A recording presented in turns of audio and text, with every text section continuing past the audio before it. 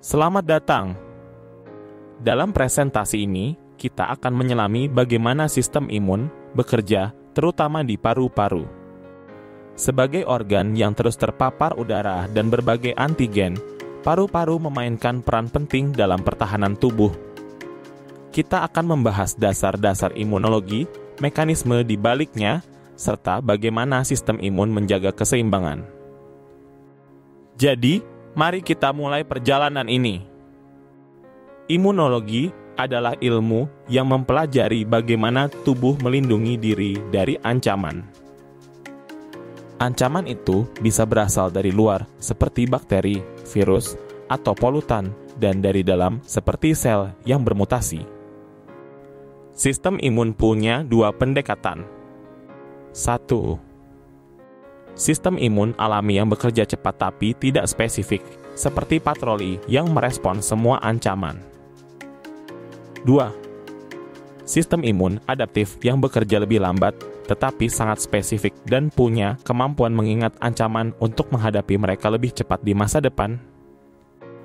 Di bidang imunologi paru, kita mempelajari bagaimana mekanisme ini berfungsi di sistem pernapasan. Paru-paru punya tantangan unik karena selain menjadi tempat pertukaran gas, organ ini terus bersentuhan dengan antigen dari lingkungan.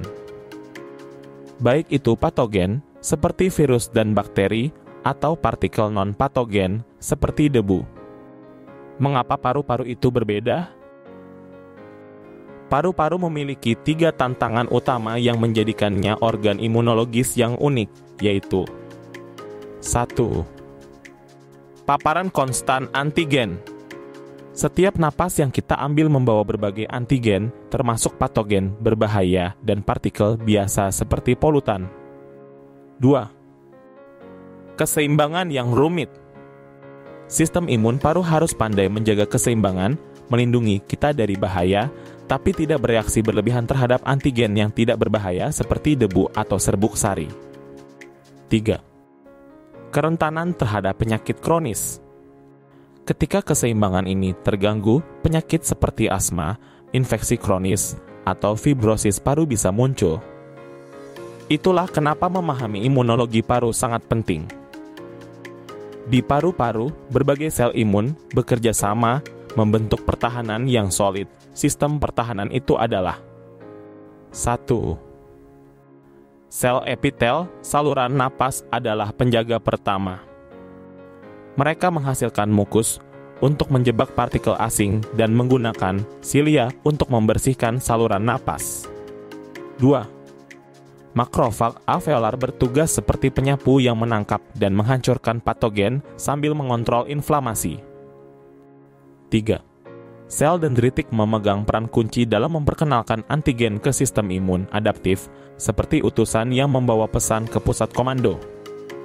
4. Neutrofil adalah bala bantuan yang bergerak cepat ke lokasi infeksi, menghancurkan patogen dengan enzimnya. 5. Limfosit T dan B berperan dalam respons adaptif. Limfosit T mengarahkan serangan, sementara limfosit B memproduksi antibodi, terutama IgA, yang penting di mukosa saluran napas. Keragaman ini memastikan semua sudut pertahanan di paru-paru terjaga dengan baik. Selain sel-sel tadi, paru-paru juga dilengkapi dengan jaringan yang membantu sistem imun bekerja optimal, antara lain 1. Mukosa saluran napas adalah penghalang fisik sekaligus lokasi interaksi antigen dan imun bawaan. 2. MALT dalam kurung mucosa associated lymphoid tissue seperti NALT di nasofaring dan BALT di bronkus adalah tempat aktivasi limfosit. 3. Interstitium paru adalah jaringan penghubung tempat sel imun seperti makrofag dan limfosit berkumpul. 4. Kapiler paru berfungsi sebagai jalur transportasi untuk membawa sel darah putih dan molekul imun ke jaringan paru. Imunologi paru juga melibatkan molekul-molekul penting seperti 1. Sistem komplement yang membantu sistem imun bawaan mengenali dan menghancurkan patogen.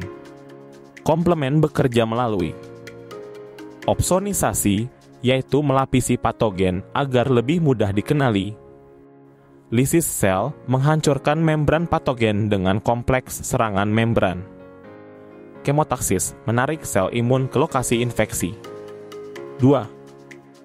Sitokin, molekul komunikasi antar sel imun, contohnya antara lain IL-6 dan TNF memicu inflamasi untuk melawan infeksi.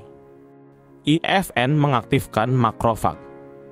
IL-10 memastikan inflamasi tidak berlebihan, melindungi jaringan paru dari kerusakan.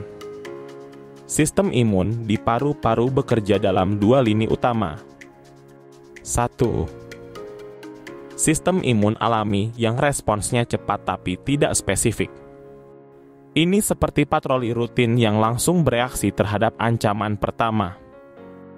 Komponennya meliputi makrofag, neutrofil, dan molekul seperti komplemen. 2. Sistem imun adaptif yang lebih lambat tapi sangat spesifik. Sistem ini seperti tim ahli yang mempelajari musuh sebelum bertindak dengan komponen utama limfosit T dan B serta antibodi. Keduanya bekerja bersama memastikan pertahanan tubuh selalu siap siaga. Ketika ada bakteri atau virus masuk ke paru-paru, sistem imun bekerja secara berurutan. 1.